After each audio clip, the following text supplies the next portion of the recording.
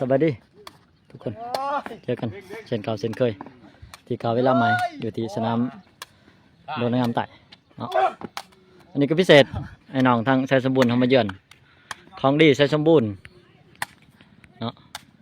เจอกับละกะไอ้น้องทั้งไซแหน่เข้ามาไซแหน่เข้าก็พอดีหับกันไปเนาะมันนี่มีอยู่2 ทีมมาเยือนมาสันซะไซแหน่ส่งขึ้นมา40,000โอ้โตนี่ขา2 คนมันยากไปทำมันเลย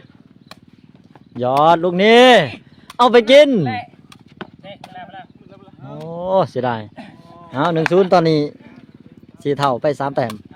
ส่งขึ้นไป40,000ซันแบกโกเฮ็ดเอง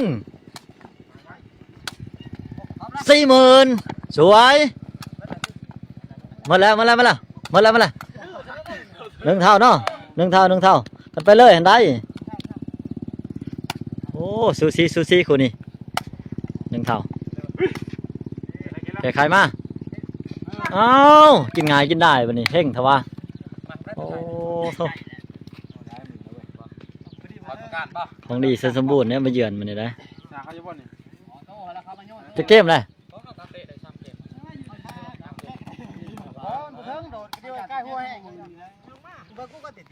ซูซี2-1แล้วตอนนี้ลูกเดียวเกมลูกเดียวเสมอ40,000อยู่ที่40,000แล้วลูกนี้เกมโอ้โหบ่แพ้ไวสมบูรณ์เนาะเกมนี้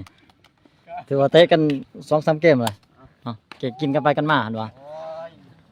บัดนี้เจ้าบ้านได้เขามาเนี่ยเจ้าบ้านเขามาอ๋อมีน้องใส่เทียงเนาะแล้วก็เสืออุ่นน้องใส่งนเนาะกำลังออกมาส่วนมัน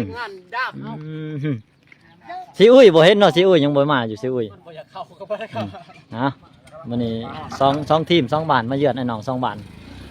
3ถึงดงไม้ให้แหละ40,000คนเดียวจะมาบวกกับใส่แหนกเนาะคนใส่แหนกเก่า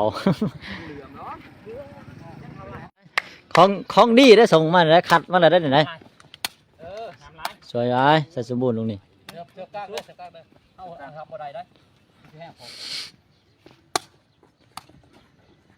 โอ้มือสามนี่จักไหนหรือยัง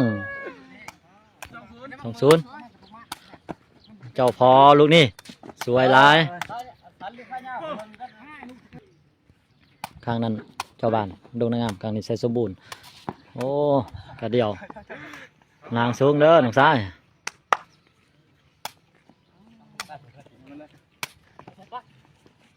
แก้ไขยอดลูกนี้สวยงาม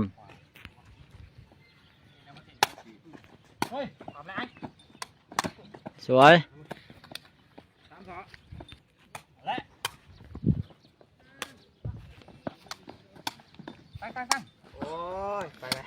ลงโทษเจ้าพอลงโทษโอ้โตออกไปสวยงามคิดว่าสิปีนได้เจ้าบ้านเสิร์ฟไปใส่สมบูรณ์หล่นขึ้นมือเอ้าก็ได้เจ้าบ้านน้องใส่งนลงโทษหล่นลงนี่แก้ไขมาแล้วเจ้าพอโอ้สวยงามร้ายเจ้าพอตรงนี้แนนทองได้หายังต้นแบกนี่โอ้งามลายเจ้าพออยู่ที่เจ้าพอแล้วสวยงามโอ้นั่นนี่แม่สมศักดิ์ศรีส่งของแถมมา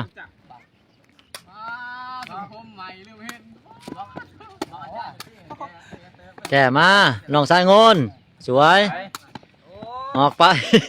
มาให้มาตั้งนั้นสวยลุงนี่เจ้าภาพคือโหเทวะเจ้าภาพตึงเลยมันนี่พระเจ้าว่าอ้อมมือเสิร์ฟไปเปลี่ยนตำแหน่งและสัจบุญเนาะโกบัวความได้คนละแต้มแล้วได้โก ส่สมบูรณ์ลงนี่ไปลงคาตีนเลยแต่บ่ความโอ้ลูกศิษย์ลูกศิษย์จันพ้นเฮ็ดแล้วล้นสวยโอ้กินลูกเสิร์ฟบ่วะโอ้ถ้าท่ายแล้วได้อ๋อมันถ้าท่ายเปลี่ยนตำแหน่งอีกแล้วธรรมดามากใส่สบู่เจ้าพอสวยเกมโอ้เนาะ5-4 15-4เจ้าบ้านครับแขกใส่สบู่เฮาถือว่าแบบโอ้ใส่สบู่เฮากะอ้อมมือเนาะเกมแรกกับเจ้าบ้านเฮาก็อ้อมมือจังหน่อยก็เลยคะแนนขาดเอาเกมต่อไปมันจะแยกกับโดนงาม